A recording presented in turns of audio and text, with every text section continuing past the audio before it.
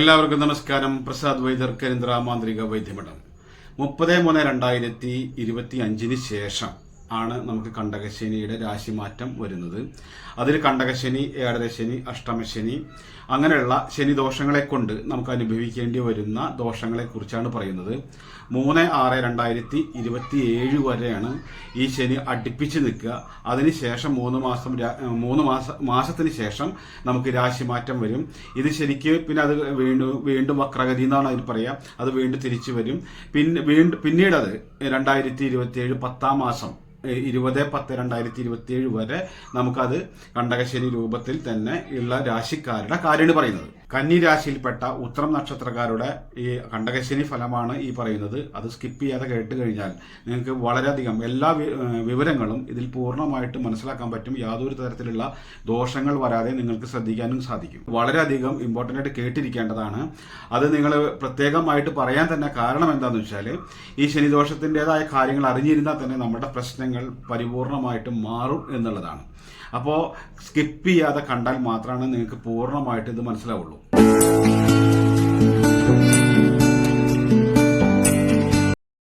കണ്ടകശനി, ഏഴരശനി, അഷ്ടമശനി അങ്ങനെ ശനി ദോഷങ്ങളെ കൊണ്ടാണ് ഏറ്റവും കൂടുതലായിട്ട് പ്രതിസന്ധികളും പ്രശ്നങ്ങളും വരാറ്.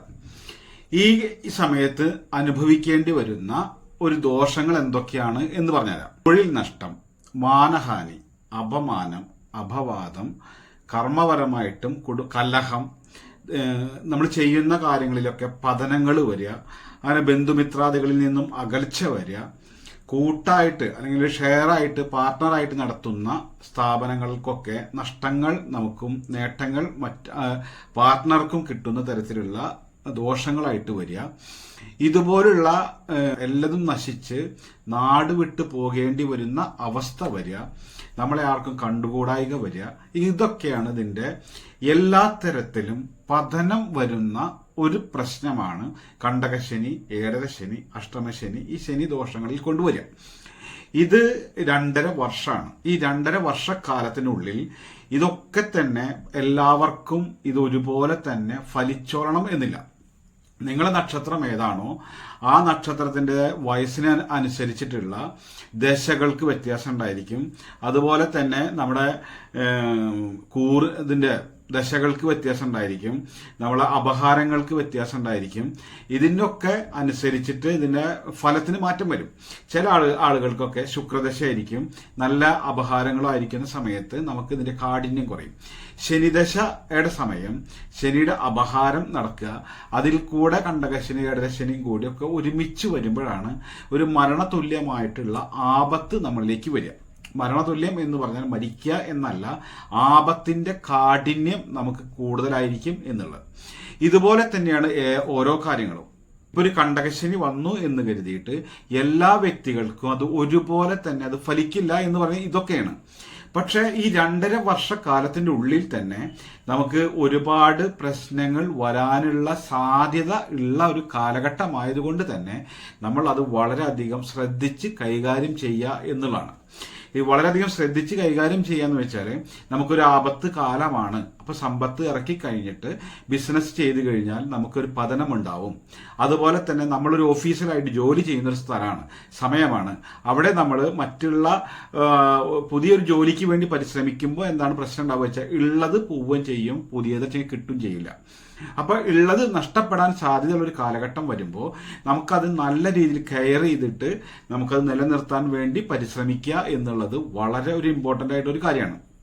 ഇതിനൊക്കെ ദോഷം ഉള്ള ഒരു സമയമാണ്, അല്ലെങ്കിൽ ദോഷമുണ്ട് എന്ന് നമ്മൾ മുൻകൂട്ടി മനസ്സിലാക്കുന്നത് തന്നെ, അറിഞ്ഞിരിക്കുന്നത് തന്നെ ഇത് വരാതിരിക്കാനുള്ള മുൻകരുതലുകൾ നമുക്ക് ഉണ്ടാക്കിയെടുക്കാൻ വേണ്ടിയിട്ടാണ്. ഇപ്പോ ഒരു അഷ്ടമശനി, കണ്ടകശനി നേരത്തോ ഏഴരശനി സമയത്തോ ഒക്കെ നമ്മൾക്കൊരു പതനമോ അല്ലെങ്കിൽ ഒരു ജയിൽവാസം ഉണ്ടാവാനുള്ള സാധ്യതയുള്ള, കാരാഗ്രഹവാസം എന്ന് പറയുന്ന ഒരു പ്രശ്നം നമ്മളിലേക്ക് വരാനുള്ള ഒരു സാധ്യത ഉള്ളൊരു കാലഘട്ടമാണ് എന്ന് കരുതിയാൽ നമുക്കത് അതിനുള്ള സിറ്റുവേഷൻ നമ്മളിൽ ഒഴിഞ്ഞു നിൽക്കാൻ നമുക്ക് സാധിക്കും. അതുപോലെ സാമ്പത്തിക നഷ്ടമാണ് നമുക്ക് വരുന്നത് എന്ന് നമുക്ക് മനസ്സിലാക്കി കഴിഞ്ഞാൽ ഈ സാമ്പത്തിക പ്രതിസന്ധി വരുന്ന കാര്യങ്ങളിലേക്ക് നമുക്ക് ഇറങ്ങാതെ അത് വളരെയധികം ശ്രദ്ധിച്ച് നമുക്ക് ചെയ്യാൻ പറ്റും.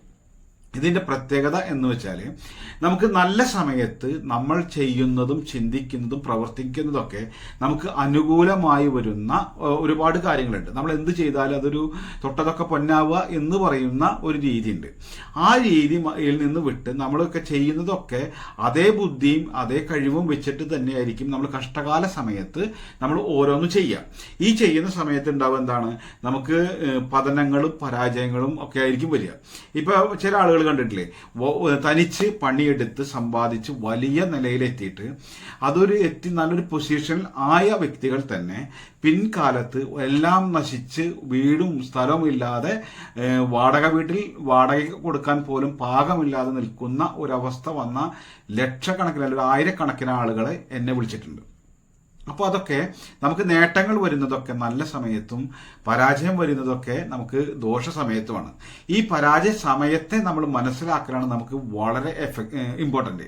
കാരണം നല്ല സമയം നോക്കി നടക്കണം എല്ലാവരും, പക്ഷെ ദോഷ സമയം എന്താണ് എന്ന് അറിഞ്ഞിരുന്നാൽ ഈ നല്ല സമയം നമ്മൾ ഉണ്ടാക്കിയത് നമുക്ക് നഷ്ടപ്പെടുത്താപ്പെടാതിരിക്കാൻ പറ്റുകയും ചെയ്യും. നമുക്ക് സമ്പത്ത് ശ്രദ്ധിച്ച് നമുക്കത് ഉണ്ടാക്കാനും പറ്റും. അത് ചില സമയദോഷത്തിനെ കുറിച്ച് നമ്മൾ തിരിച്ചറിയുമ്പോൾ നഷ്ടങ്ങളിൽ നിന്നും ഒഴിഞ്ഞ് അത് നേട്ടത്തിലേക്ക് ആക്കിയെടുക്കാൻ നമുക്ക് കഴിയും. അതുകൊണ്ടാണ് നമുക്ക് ജനങ്ങൾ ഒരു ജ്യോതിഷ ഫലം പറയുന്ന സമയത്ത് അല്ലെങ്കിൽ ഒരു ജാതകം വായിക്കുന്ന സമയത്തൊക്കെ പുകഴ്ത്തിയിട്ട് പറയും, ഇന്ന നക്ഷത്രക്കാർ തൊട്ടതൊക്കെ പൊന്നായിരിക്കും, അതായിരിക്കും, ഇതായിരിക്കും, അങ്ങനെ ഇങ്ങനെ ഗജകേസരി യോഗം എന്നൊക്കെ പറഞ്ഞാണ്ട് സുഖിപ്പിക്കും നമ്മളെ. എന്നിട്ട് നമ്മൾ ചെയ്യുന്നതൊക്കെ ആപത്തിലേക്ക് വരികയും ചെയ്യും. അതൊക്കെ ചില ആളുകളുടെ ഒരു ശൈലികളാണ്. പക്ഷെ നമ്മൾ പറയുന്നത് എന്താണെന്ന് വെച്ചാൽ നമ്മൾ നമ്മുടെ ദോഷങ്ങളെ മനസ്സിലാക്കുക, എന്നിട്ട് നമ്മൾ പ്രവർത്തിച്ചാൽ നമുക്ക് ദോഷം വരാതിരിക്കുകയും ചെയ്യും. നമുക്ക് ഈ ഒരു കാലഘട്ടത്തിന്റെ ദുരിതം നമുക്ക് അനുഭവിക്കാതിരിക്കാൻ സാധിക്കും. അതാണ് ഇമ്പോർട്ടന്റ്. നമുക്ക് സാമ്പത്തിക നഷ്ടം വരില്ല. എല്ലാ പ്രശ്നങ്ങളിൽ നിന്നും നമുക്ക് എന്തെന്ന് പറയുക, കരകയറാനോ അല്ലെങ്കിൽ നമുക്ക് ആപത്ത് വരാതിരിക്കാനോ നമുക്ക് കഴിയും. ഇതാണ് നമുക്കൊരു പ്രധാന ഘടകം. ചില ആളുകൾ കമന്റ് ഇടും, നിങ്ങൾ വെറും നെഗറ്റീവ് എഫക്റ്റ് മാത്രമാണ് പറയുന്നത് എന്നുള്ളത്. നമ്മൾ അറിഞ്ഞിരിക്കേണ്ടത് എന്താണെന്ന് വെച്ചാൽ നമ്മളുടെ വീഴ്ച ഉണ്ടോ എന്നുള്ളതാണ്. നമുക്ക് നല്ല കാലം വെച്ചെങ്കിൽ നമുക്ക് ഒരാൾ പറയണ്ട, നല്ല കാലത്ത് നമുക്ക് ജീവിതത്തിൽ ഉയർന്നു വരാലോ. അതൊരാൾ ഈ നല്ല കാലം എന്ന് പറഞ്ഞു തരണ്ട. കാരണം നല്ല കാലത്താണ് നമ്മൾ ഓരോന്ന് ചെയ്യുന്നതൊക്കെ നമ്മൾ രക്ഷപ്പെട്ടു വരികയുള്ളൂ. പക്ഷേ കഷ്ടകാല നേരത്ത് നമ്മൾ തിരിച്ചറിഞ്ഞേ പറ്റുള്ളൂ. കാരണം എന്താണെന്ന് വെച്ചാൽ ആപത്ത് വന്നതിന് ശേഷം അയ്യോ നോക്കായിരുന്നു കിട്ടാന്ന് പറഞ്ഞിട്ട് കാര്യമില്ല. ഈ ഒരു ആപത്ത് വരുന്നതിനേക്കാൾ മുമ്പ് നമ്മളത് മനസ്സിലാക്കിയിരുന്നു എങ്കിൽ നമുക്കത് ശ്രദ്ധിച്ച് കാര്യങ്ങൾ കൈകാര്യം ചെയ്യുമ്പോൾ ആ നഷ്ടങ്ങളിൽ നിന്ന് അല്ലെങ്കിൽ ആ പരാജയത്തിൽ നിന്ന്, ആ പതനത്തിൽ നിന്ന് നമുക്ക് കരകയറാനുള്ള വഴികൾ നമുക്ക് തന്നെ ഉണ്ടാക്കിയെടുക്കാൻ പറ്റും. ചില ആളുകളൊക്കെ പറയും ഇതൊക്കെ വെറും തരികിടയാണ്.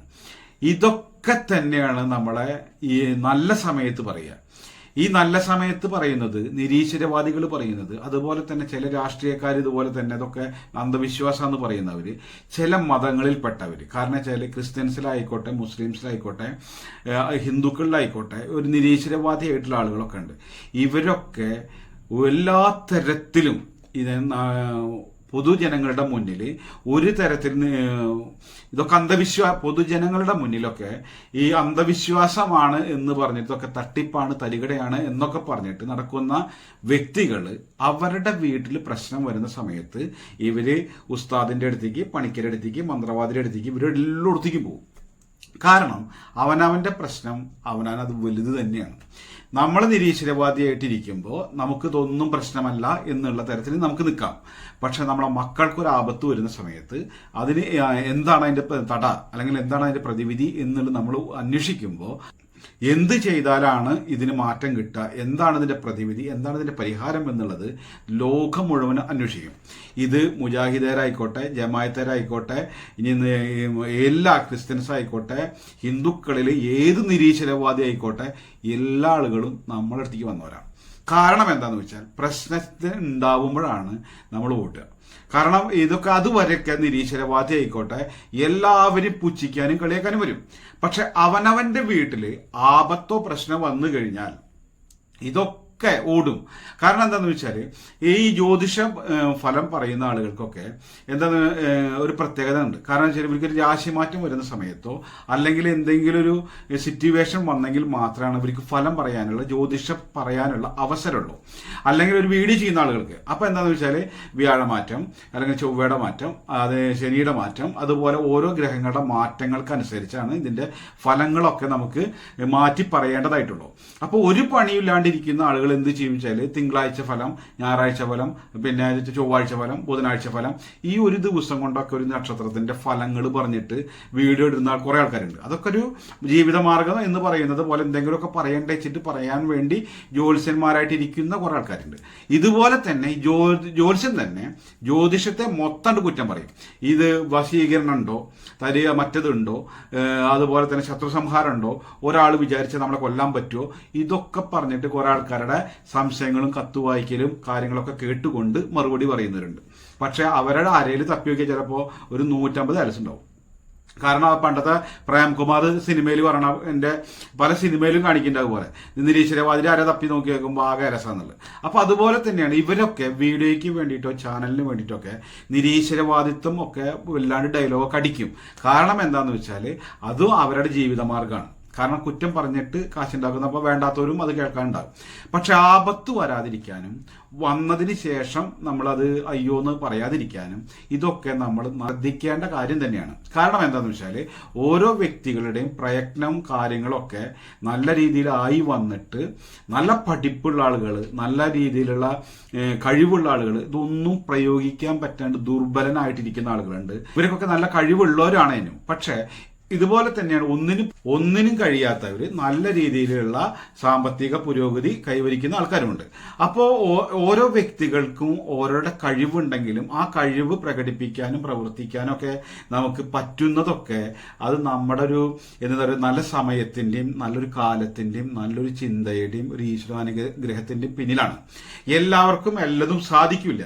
പക്ഷെ പറ്റണത് ഓരോരുത്തരുടെ കുടുംബം നോക്കാനും ഓരോരുത്തരുടെ വഴികൾ ഉണ്ടാവാനും വേണ്ടി നമ്മൾ പരിശ്രമിച്ചേ പറ്റുള്ളൂ. ഈ ശനിദോഷത്തിന്റെ സമയത്ത് ഏഴരശനി, കണ്ടകശനി, അഷ്ടമശനി ഇതുപോലുള്ള ഈ ശനിദോഷ സമയത്ത് നമ്മൾ ചെയ്യേണ്ടത് കണ്ടമാനം പൈസ ചെലവാക്കിയിട്ട് കാര്യമില്ല.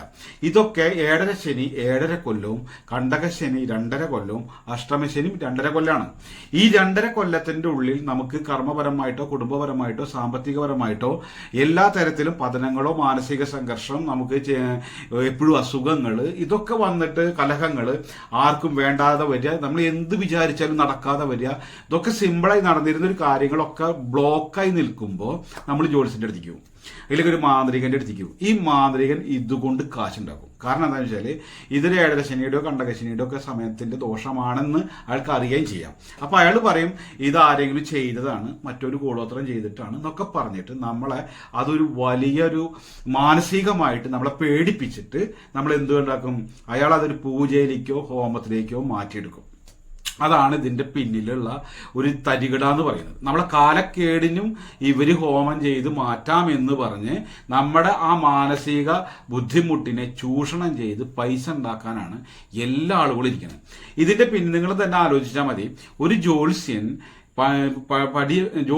ഒരു ജ്യോതിഷം പഠിച്ച് 1 വർഷമായിട്ട് അത് അയാൾ സ്വന്തമായിട്ട് ജ്യോതിഷം നോക്കാനായിട്ട് ഇരിക്കുമ്പോഴേക്കും 1 കൊല്ലം ജ്യോതിഷം നോക്കാൻ തുടങ്ങിയിട്ട് 1 വർഷമാകുമ്പോഴേക്കും ആ വ്യക്തി പണിയുന്നത് 1 കോടി രൂപയുടെ വീടുകളാണ്.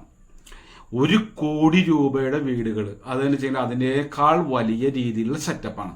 കാരണം എന്താണ്, ഈ ജനങ്ങളെ പിപ്പിടി കാട്ടിയിട്ടും പേടി കാട്ടിയിട്ടും അവരത് മുതലെടുത്ത് അവരത് ഹോമത്തിന്റെയും കാര്യങ്ങളും പറഞ്ഞിട്ട് നമുക്ക് 30,000 40,000 ലക്ഷങ്ങൾ വരെ വാങ്ങിക്കുന്നത് കൊണ്ട് തന്നെയാണ് ഇവർക്ക് ഇതുപോലെ വീടുകൾ പണിയാൻ പറ്റുന്നത്.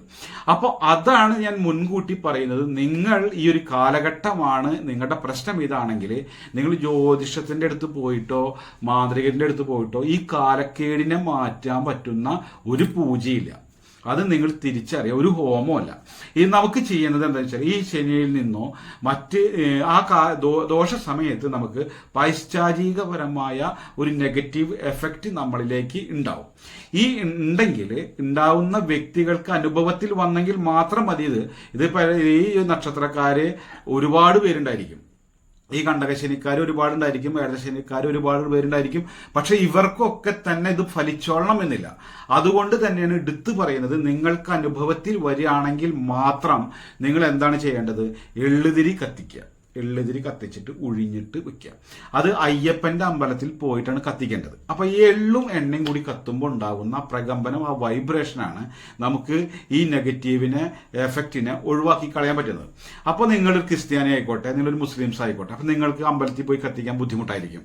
അപ്പൊ എന്താണ്, നിങ്ങളുടെ ഇഷ്ടപ്പെട്ട ദേവന്റെ മന്ത്രം ജപിച്ചുകൊണ്ട് നിങ്ങൾ എള്ളുണ്ടാക്കി ഒരു കിഴി പോലെ ഉണ്ടാക്കുക. ഒരു കിഴി പോലെ ഉണ്ടാക്കിയിട്ട് എള്ളുതിരി എന്ന് പറയുന്നത് ഒരു സംഭവമുണ്ട്. ആ ഒരു ഇതിൽ തുണിയിൽ വെച്ച് കുറച്ച് എള്ളിട്ട് കെട്ടിയതിന് ശേഷം നമ്മൾ എന്താണ്, അത് എണ്ണയിലോ വെളിച്ചെണ്ണയിലോ മുക്കിയിട്ട് അതൊരു ചിരാതിലോ ഏതെങ്കിലും ഒരു പാത്രത്തിൽ വെച്ച് അത് കത്തിച്ചിട്ട് നന്നായി നിങ്ങളുടെ ഇഷ്ടപ്പെട്ട ദേവനെ മനസ്സിൽ പ്രാർത്ഥിച്ചുകൊണ്ട് 8 തവണ ഒഴിഞ്ഞിട്ട് അത്, അല്ലെങ്കിൽ 21 തവണ, 11 തവണ, 16 തവണ ഒക്കെ ഒഴിയാം. ഇത് ഒഴിഞ്ഞിട്ട് നിങ്ങളത് വീടിന്റെ അകത്ത് വെച്ച് ഒഴിഞ്ഞിട്ട് വീടിന് പുറത്ത് നിങ്ങളത് കൊണ്ടുവയ്ക്കണം. എന്ന് വെച്ചാലും വീടിന്റെ മുറ്റത്തോ അല്ലെങ്കിൽ കൊണ്ടുവച്ചതിന് ശേഷം അത് കത്തിക്കഴിഞ്ഞതിന് ശേഷം ആ ചാരം കളഞ്ഞിട്ട് നമ്മളത് കഴുകിയിട്ട് അകത്തെടുത്ത് വെക്കുക. അത് ആഴ്ചയിൽ ഒരു ദിവസം വെച്ച് ചെയ്താൽ മതി. ഇതാണ് ഇതിന് ശനിദോഷത്തിന്റെ പ്രതിവിധി എന്ന് പറയുന്നത്. ഹിന്ദുക്കളാണെങ്കിൽ അയ്യപ്പ ക്ഷേത്രത്തിൽ പോയിട്ട് കത്തിക്കാൻ പറ്റുകയാണെങ്കിൽ അങ്ങനെ ചെയ്യുക.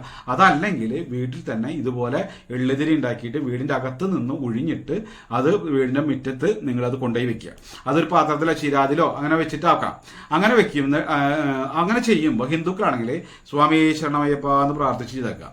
പിന്നെ അയ്യപ്പന്റെ മൂലമന്ത്രം അറിയുന്നവരുണ്ടെങ്കിൽ അതായിട്ടാവാം. ഇത് ചെയ്തു കഴിഞ്ഞാൽ സെറ്റായി. ഇനി ഇതിനേക്കാൾ വളരെയധികം പൈശാചികപരമായിട്ട് രോഗങ്ങളും ബുദ്ധിമുട്ടുകളും പ്രശ്നങ്ങളും വരികയാണെന്നുണ്ടെങ്കിൽ നിങ്ങൾ ഈ ഒരു സാധനമാണ് പോക്കിക്കേണ്ടത്. കിരിയാത്ത, പീനാറി, കുന്തിരീക്കം, വയമ്പ്, കർലകം. ഇത്രയും 5 കൂട്ടം സാധനമാണ് നമ്മൾ വാങ്ങിയിട്ട് ഒന്ന് ചതച്ചിട്ടോ വെട്ടിയിട്ടോ വെച്ചിട്ട് അതിൽ നിന്ന് നമ്മൾ എന്ത് വേണം, സ്വല്പം എടുത്തിട്ട് ഒരു ചകിരി വെച്ചിട്ട് അതിലേക്ക് കണലുണ്ടാക്കിയിട്ട് അതിൽ വെക്കുക. ആ പുക നമ്മൾ വീടും പരിസരം വൈകിട്ട് 6:30 നേരത്ത് ചെയ്യണം. സൂര്യൻ അസ്തമിക്കുന്ന സമയത്തിനേക്കാൾ മുമ്പ് വേണം ചെയ്യാൻ. ഇത് വീടും പരിസരം പുകച്ചാൽ പൂർണ്ണമായിട്ടും പൈശാചികത പോവും. ഈ പുക എന്ന് പറയുന്നത് നമ്മൾ നെഗറ്റീവ് എഫക്റ്റിനെ കംപ്ലീറ്റ് കളയുന്നതാണ്. ഇപ്പോൾ വയമ്പ് നിങ്ങൾക്കറിയാം, പീനാറി അറിയാം. പീനാറി എന്ന് പറഞ്ഞാൽ കുട്ടികൾക്കൊക്കെ അരച്ച് തൊടിയിക്കല്ലേ. വയമ്പും പീനാറി അറിയാം, കിരിയാത്ത അറിയാം, ദുരീക്കം. ഇതൊക്കെ കൂടിയാണ് 5 കൂട്ടം സാധനങ്ങളാണ്. ഈ ഇതെന്ന് വെച്ചാല് പഞ്ചഭൂതങ്ങളിൽ നിന്നും വരുന്ന പൈശാചികതയെ പുകച്ച് പുറത്ത് കളയാൻ പറ്റും. രോഗാണുക്കളുടെ ദോഷം, ചില അണുബാധ ഉണ്ടെങ്കിൽ അത് പോവും. പൈശാചിക നെഗറ്റീവ് എഫക്റ്റ് കംപ്ലീറ്റ് പോവും. ഈ ഒരു കാര്യം നമ്മൾ കൂടി ചെയ്തു കഴിഞ്ഞാൽ നമുക്ക് ഈ സമയദോഷത്തിന്റെ ഏഴരശനി, കണ്ടകശനി, അഷ്ടമശനിയിൽ നിന്നും വരുന്ന ശനിദോഷ പീഡകൾ കംപ്ലീറ്റ് പോവും. ഇത് ശനി ദശയായിക്കോട്ടെ, ശനിയുടെ അപഹാരം ആയിക്കോട്ടെ, ഈ പ്രകൃതിയിൽ നിന്നാണ് നമുക്ക് ഇതൊക്കെ എഫക്റ്റ് ചെയ്യുക. ഈ എഫക്റ്റ് ചെയ്യുന്നതിനെ അതിനെ ഒഴിവാക്കാൻ തന്നെ ഇതുപോലത്തെ പ്രതിവിധിയുണ്ട്. ഈ ഒരു പേരും പറഞ്ഞിട്ടാണ് നമ്മളെ ഇവരൊക്കെ പൈസ ഉണ്ടാക്കണം. ഈ പൂജാരിമാരും മാന്ത്രികരൊക്കെ നമ്മളെ ചൂഷണം ചെയ്യുന്നത് ഈ ഒരു പേരിലാണ്. കാരണം എന്ന് വെച്ചാൽ ബാധ ഉണ്ട്, പ്രശ്നങ്ങളാണ്. ഈ പ്രശ്നം വരുന്നത് ഈ ഒരു കാലഘട്ടം, നമുക്ക് സമയദോഷം വരുമ്പോൾ നമുക്ക് എല്ലാ കാര്യങ്ങൾക്കും പ്രതിസന്ധികൾ ഉണ്ടായിരിക്കും. ആ പ്രതിസന്ധിയെ ആണ് മുതലെടുത്തുകൊണ്ടാണ് ഈ കാര്യങ്ങളൊക്കെ ചെയ്യുന്നത്. അപ്പോൾ നിങ്ങൾക്ക് ഈ പ്രശ്നങ്ങളൊക്കെ അനുഭവത്തിൽ വരികയാണെങ്കിൽ ഈ പ്രതിവിധികളൊക്കെ ചെയ്തു കഴിഞ്ഞാൽ പൂർണ്ണമായിട്ടും പിന്നെ നല്ലതുപോലെ ഭഗവാനൊക്കെ ഈശ്വരനെയൊക്കെ പ്രാർത്ഥിക്കുക. കാലക്കേടിൽ നിന്നും കരകയറാനും മറികടക്കാനൊക്കെ ഏത് മതമായിക്കോട്ടെ ദൈവിക പ്രാർത്ഥന തന്നെയാണ് ഇതിൻ്റെ ഏറ്റവും നല്ല പ്രതിവിധി. അപ്പോൾ ഏത് മതക്കാരാണെങ്കിലും അവരവരുടെ മതവിശ്വാസത്തിനനുസരിച്ചിട്ടുള്ള പ്രാർത്ഥനകളും കാര്യങ്ങളൊക്കെ ചെയ്യുക, അനുഷ്ഠാനങ്ങളൊക്കെ പാലിക്കുക. ഇപ്പോൾ മുസ്ലിംസ് ആണെങ്കിൽ നിസ്കാരം കാര്യങ്ങളൊക്കെ ഉണ്ടാവുക, ക്രിസ്ത്യൻസ് ആണെച്ചെങ്കിൽ ഇതുപോലെ തന്നെ പള്ളിയിലും കാര്യങ്ങളൊക്കെ പോവുക, കൊന്തെത്തിക്കുക, പ്രാർത്ഥിക്കുക. ഹിന്ദുക്കളാണെങ്കിൽ അവരവരുടേതായിട്ടുള്ള ഉപാസനയോ അല്ലെങ്കിൽ മന്ത്രജപങ്ങളോ നാമജപങ്ങളോ ക്ഷേത്ര ദർശനങ്ങളോ ചെയ്യുക. ഇതിലൂടെ തന്നെ നമ്മുടെ കുടുംബം സന്തോഷവും സമാധാനവും ഐശ്വര്യവും എല്ലാം ആവും എന്നുള്ളതിൽ യാതൊരു സംശയമില്ല. വൈദ്യം, ജ്യോതിഷം, മാന്ത്രികം എന്നുള്ള വീഡിയോകളാണ് നമ്മൾ അപ്ലോഡ് ചെയ്യാറ്. ആദ്യമായിട്ടാണ് നമ്മുടെ ചാനൽ കാണുന്നത് എന്നുണ്ടെങ്കിൽ ചാനൽ സബ്സ്ക്രൈബ് ചെയ്യുക. ആ ബെല്ലൈക്കൺ അമർത്തി കഴിഞ്ഞാൽ വിരൽ തുമ്പിലുണ്ടായിരിക്കും വൈദ്യർ.